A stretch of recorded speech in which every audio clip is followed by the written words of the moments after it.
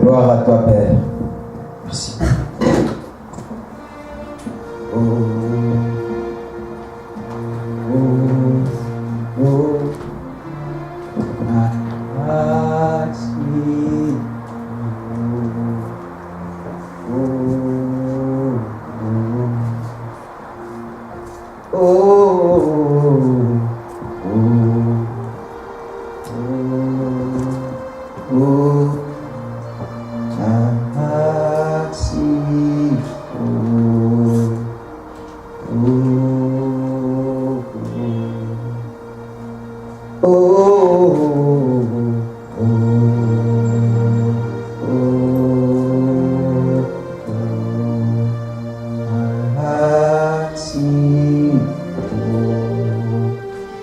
Oh,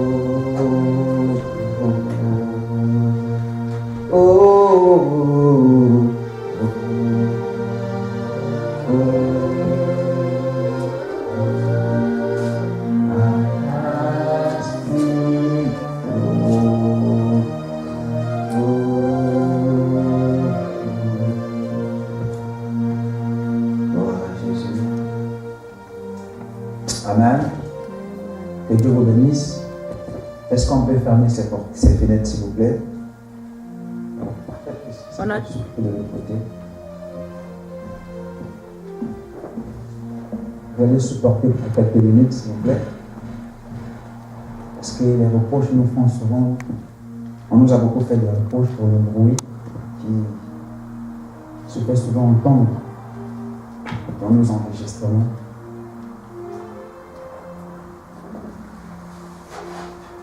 Amen. Est-ce que tu es là ce matin? Est-ce que tu es là? Acclame. Gloire au Seigneur. Amen. Alors, bienvenue à bord du Boeing 730 à destination de la Jérusalem céleste. Alléluia. Donc, nous allons atteindre notre destination finale après un vol que je me serais déterminé le temps. Mais une chose, seulement, veuillez attacher vos ceintures de sécurité. Alléluia. Et respecter les consignes de sécurité à bord. Amen. Alors ce matin, nous allons commencer un long voyage.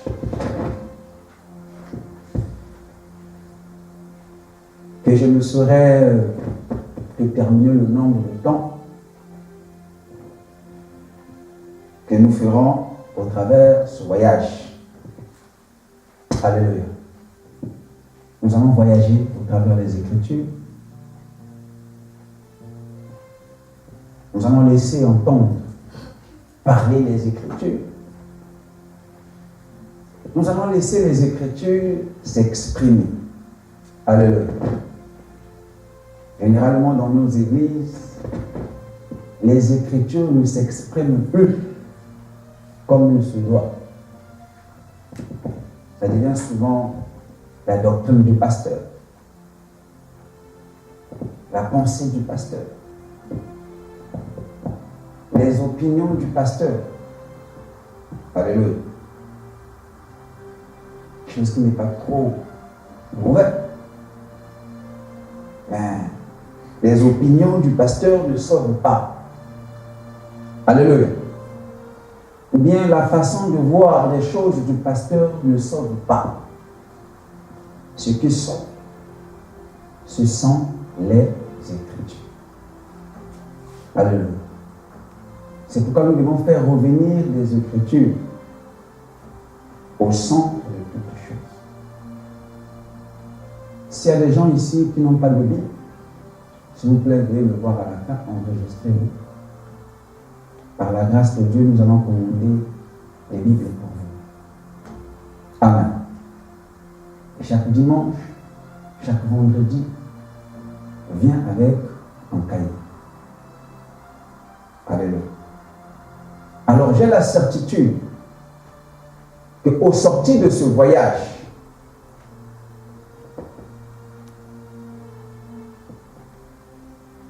beaucoup de choses vont changer.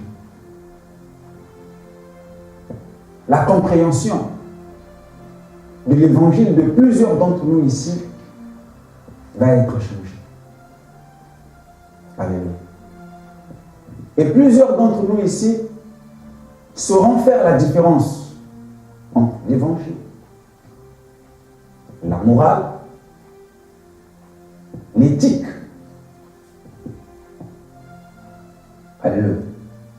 Parce que souvent, l'évangile est confondu à l'éthique ou bien à la morale. Le but de ce voyage, le but de cet enseignement, c'est que tout un chacun soit capable de comprendre c'est quoi l'évangile. Alléluia. Et de qui l'évangile parle. L'évangile est centré autour de qui? Alléluia. Ce sont des questions que nous allons répondre au cours de ce voyage. C'est pourquoi le thème de mon enseignement s'intitule « Il n'y a qu'un seul évangile ». C'est qui prennent note. Il n'y a qu'un seul évangile. Alléluia. Alors, j'ai tiré mon thème des épîtres aux Galates. Alléluia. Et évidemment, autour de notre enseignement, nous allons étudier tout le livre de Galates. Le premier chapitre jusqu'au dernier chapitre. Alléluia. Nous ferons l'étude minutieuse de ce chapitre. Bien évidemment, nous allons intervenir d'autres chapitres, d'autres livres de la Bible, parce que la Bible se complète. Alléluia. Mais nos textes de base plutôt, seront dans les livres de Galates. C'est pourquoi toi qui as la Bible à la maison, tu peux déjà y anticiper. Et s'il y a des questions que tu ne comprends pas, si tu n'as jamais compris ce livre, ben, au travers de cet enseignement, par la grâce de Dieu, nous allons essayer d'apporter notre contribution là-dessus. Alléluia. Alors pourquoi le livre de Galates? Parce que je me suis rendu compte que le livre de Galates répond à des préoccupations où les croyants de nos jours aussi se posent là-dessus. Des préoccupations comme le rôle de la loi de Moïse et l'œuvre du Saint-Esprit dans la vie du croyant.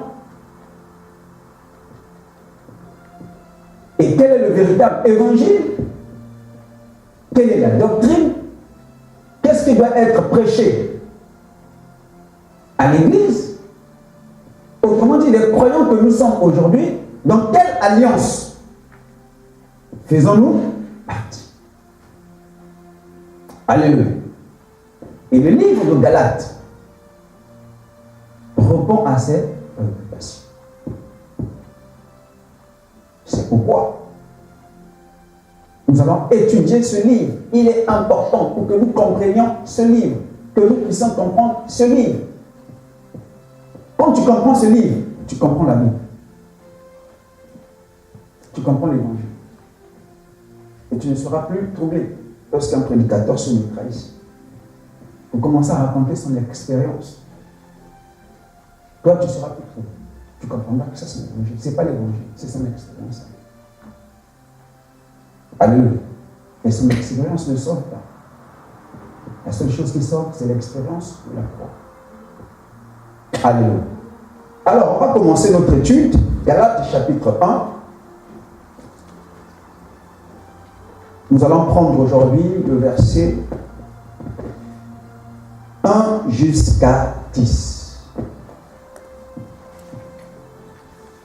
Est-ce que quelqu'un a-t-il la version parole de vie?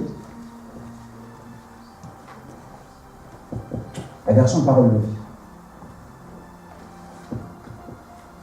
Il y en a? Ok. Est-ce qu'on peut se lever pour le respect de la parole? Bon, si tu es fatigué, tu peux t'asseoir. Ce n'est pas une obligation. Nous sommes libres pour la maison du Seigneur.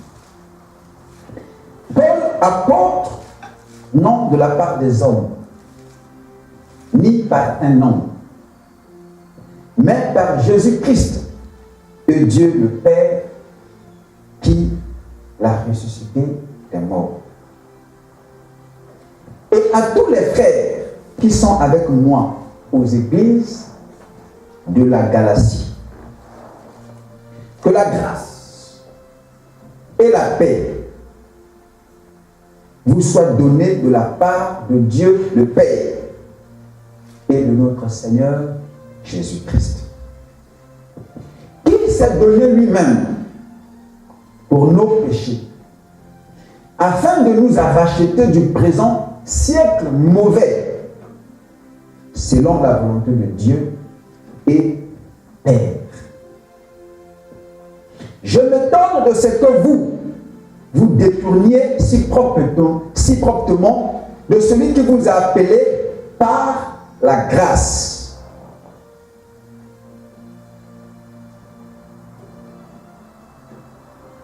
C'est celui qui vous a appelé par la grâce de Jésus-Christ pour passer à un autre évangile.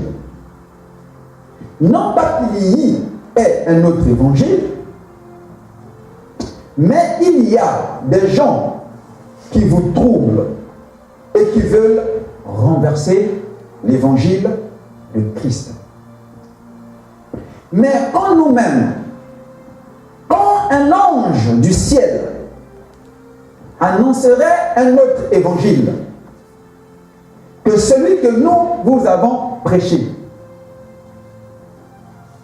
qu'il soit anathème. Si le directeur est là, qu'il vienne après. Qu'il soit anathème. Nous l'avons dit précédemment, et je le répète à cette heure. Si quelqu'un vous annonce un évangile, que celui que vous avez reçu, qu'il soit anathème. Et maintenant, est-ce que la faveur des hommes que je désire, ou celle de Dieu? Est-ce que je cherche à plaire aux hommes? Si je plaisais encore aux hommes, je ne serais pas serviteur de Christ. Parole du Seigneur. On peut s'asseoir.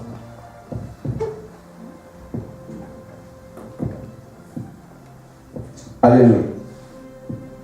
Il n'y a qu'un seul évangile. Alléluia. On peut s'asseoir.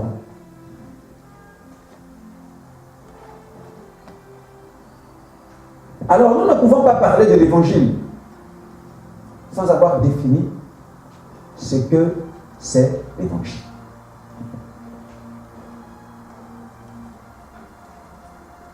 Alors, qu'est-ce que l'évangile?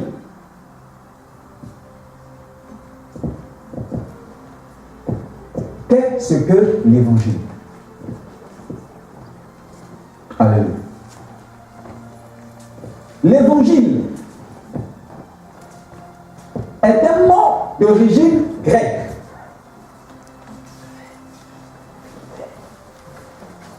Qui veut simplement dire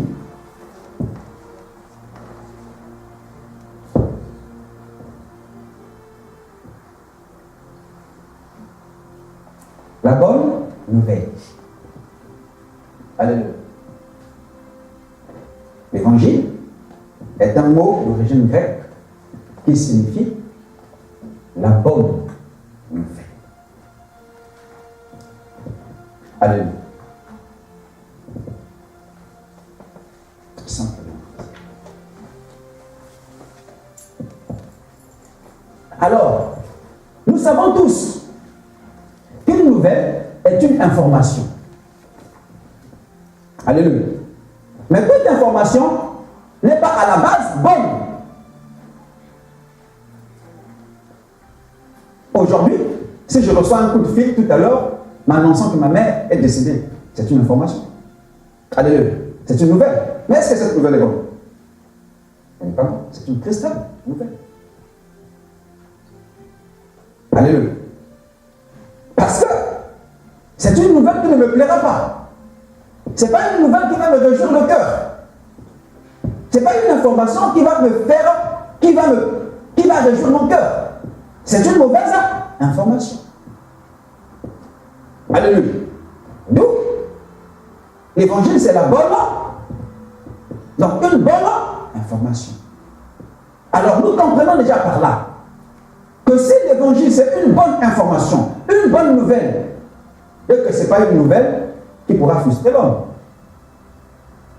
Alléluia. Ce n'est pas une information de guerre.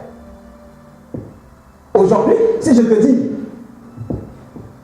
frère Dan, bon, j'ai une bonne nouvelle pour toi, attends-moi à la fin du culte. Déjà, le frère va commencer à sourire, hein. Ça même qu'il entend ce que je vais lui dire, il va commencer à sourire. Je dis, Mélina, attends-moi là, j'ai vraiment une bonne nouvelle pour toi. Comme on aime les prophéties, les pasteurs, il y a une bonne prophétie. Alléluia. Alléluia. Amen. Pourquoi? Mais parce que c'est, je dis, bon non. Mais si je dis seulement, sœur Mélina, j'ai une mauvaise nouvelle pour toi, avant qu'elle écoute, ça passe déjà. Son visage déjà sera défiguré. Amen. Parce qu'il se dira, là où le pasteur a dit, là, c'est une mauvaise nouvelle là. Il faut que je m'attende là quelque chose de bon. Alléluia. Alléluia. Donc l'évangile n'est pas un message de guerre. Ce n'est pas un message de culpabilité. Non. C'est un message de paix. Et nous allons voir au cours de ce grand enseignement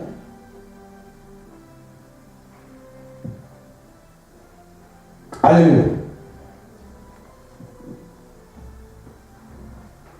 Dans le texte que nous venons de lire, ceux qui viennent à peine d'arriver, nous sommes dans Galates chapitre 1, à partir du verset 1 jusqu'à 10. Ceux qui viennent d'arriver. Donc c'est un enseignement que nous avons commencé, on a intitulé ça « Il n'y a qu'un seul évangile ». Amen. Et c'est une étude que nous allons faire. Nous allons étudier tout le livre de Galates. Amen. Pour comprendre quel est l'évangile, qu'est-ce qui doit être enseigné à l'église, qu'est-ce qui ne doit pas être enseigné à l'église. Parce que nous avions dit que ce livre-là est un livre qui répond aux préoccupations des croyants actuels. Ça traite des questions qu'aujourd'hui nous avons des difficultés. Comme par exemple, quel est le rôle de la loi de Moïse? Et quelle est l'œuvre du Saint-Esprit dans la vie du croyant? Dans quelle alliance sommes-nous? Est-ce que nous sommes dans l'ancienne alliance ou la nouvelle alliance? Quel est le message qui doit être prêché actuellement à l'Église? C'est pourquoi le titre de mon message s'intitule « Il n'y a qu'un seul évangile ». Amen. Alors, dans le texte que nous venons de lire, vous allez remarquer quelque chose. L'apôtre Paul s'adresse aux églises de la Galatie. Amen. Alors, je tiens à signaler que les églises de la Galatie ici, il s'agissait de l'église de l'Antioche, l'église de l'Antioche de la Pisidie, l'église de Lystre, l'église de Derbe et l'église iconienne, que l'apôtre Paul et l'ancien Barnabas, et je dis même l'ancien Barnabas, que l'apôtre Paul et l'apôtre Barnabas avaient fondé au cours de leur Deuxièmement, au cours de leur premier voyage missionnaire, vous allez retrouver ces églises-là dans Actes chapitre 13, dans Actes chapitre 14. Alléluia. Donc ce sont les églises que l'apôtre avait établies. Ce sont les églises que l'apôtre avait fondées. Il avait fondé ces églises là-bas.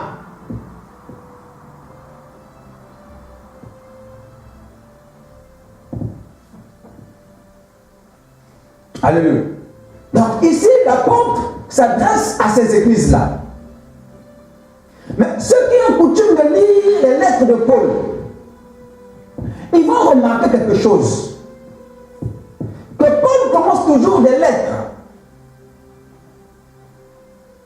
Il commence toujours ses lettres par des salutations. Alléluia. Il commence toujours par saluer l'Église. Et cette formule de salutation des églises est toujours rattachée aux préoccupations pour lesquelles l'apôtre s'adresse aux églises. Nous allons comprendre. Mais chose, il n'est pas ici la même pour l'église de Galate. Lui qui commence toujours par saluer. Mais ici, il commence directement sa missive par Paul, apôtre.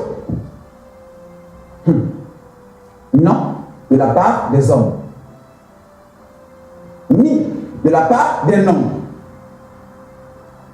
mais de Jésus-Christ et Dieu le Père qui l'a ressuscité des morts. Alléluia. Si nous comprenons bien, ici Paul commence sa lettre par affirmer son autorité apostolique. Il commence par expliquer aux Galates que moi, je suis apôtre. Ce n'est pas des hommes qui m'ont établi apôtre. Ce n'est pas aussi un homme qui m'a établi apôtre. Alléluia. J'ai reçu mon apostolat par Jésus-Christ lui-même. Donc mon apostolat vient droit de Jésus-Christ lui-même. Et Dieu le Père qui l'a réveillé des morts. Posons-nous un peu la question. Est-ce que les Galates que Paul a prêché l'évangile n'étaient pas informés de l'appel de l'apôtre? Alléluia. Ils étaient bien informés. Ils savaient, Paul les avait raconté comment est-ce qu'il avait reçu le Seigneur. Comment est-ce que le Seigneur l'avait rencontré. Dans Actes chapitre 9, le verset 1 à 30, où Paul, ayant reçu autorité de la part des principaux sacrificateurs pour aller chercher et lier, emmener à Jérusalem ceux qui invoquaient le nom du Seigneur Jésus, les mettre en prison. Et chemin faisant, la Bible dit qu'il fut frappé, rendu aveugle par une lumière resplendissante venant du ciel. Et une voix s'est fait entendre de la lumière. Saul, Saul, pourquoi me persécutes-tu? Et il répond, qui es-tu, Seigneur? La voix lui dit, je suis Jésus, dont tu persécutes. Il te sera dur de réjamber contre les aiguillons. Donc, littéralement, il te sera dur de donner un coup dans les aiguilles et de ne pas être blessé. Dis, que veux-tu maintenant que je fasse? C'est à ce moment-là que Dieu dit que rentre dans la ville. Là-bas, on te dira ce que tu dois faire.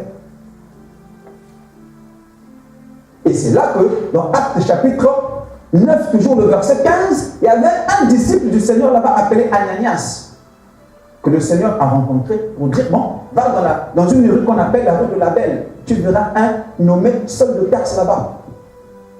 Ananias, oh Seigneur, cet homme-là qu'il fait du mal aux apôtres. Et le Seigneur lui dit, non, cet homme est un instrument que moi j'ai choisi pour porter mon nom devant les nations, devant les peuples d'Israël et devant les rois. Donc, comme vous voyez dans la vocation de l'apôtre, Paul s'adresse à 3 catégories de personnes ici. Les nations, donc les païens, les peuples non juifs. Donc, Paul avait un évangile propre aux païens. Donc, Paul allait s'adresser aux païens, donc aux peuples non juifs, aux nations que nous sommes. Il allait aussi s'adresser aux juifs. Et il allait aussi s'adresser aux rois. Alléluia. Mais ici, il commence. Il dit, je suis apôtre. Ce n'est pas les hommes qui m'ont établi, ni un homme qui m'a établi, mais c'est Jésus-Christ lui-même et Dieu le Père. Donc mon apostolat, mon autorité ne dépend de personne, je l'ai reçu de Christ. On va comment il commence à être. Mais pourquoi il le commence ainsi? Pourquoi il commence par défendre son autorité, défendre son apostolat? Ça prouve qu'il y a un problème. Alléluia. Effectivement, il y avait un problème dans ces églises-là. Après que l'apôtre ait prêché l'évangile à Derbe, Antioche de Pisidie, à Lystre, à Icône, ils ont établi les églises. Alors, ils sont partis, puisque c'était des missionnaires. Alors, la Bible dit qu'il y avait un groupe des Juifs qui avaient quitté Jérusalem. Les Juifs de Jérusalem. Ils arrivent aux églises de la Galatie avec pour but d'établir leurs propres autorités, Alors, qu'est-ce que ces gens-là ont fait? Ils ont commencé à s'attaquer de l'autorité de l'apôtre. En disant que Paul ne faisait pas partie des disciples, des apôtres qui ont été choisis par le Seigneur. Donc, qui, pendant la mission du Seigneur, pendant que le Seigneur était en mission en la chair, Paul ne faisait pas partie des apôtres qui accompagnaient le Seigneur Jésus. Il ne faisait pas partie des groupes de Pierre. Donc, par conséquent, son autorité n'est pas authentique.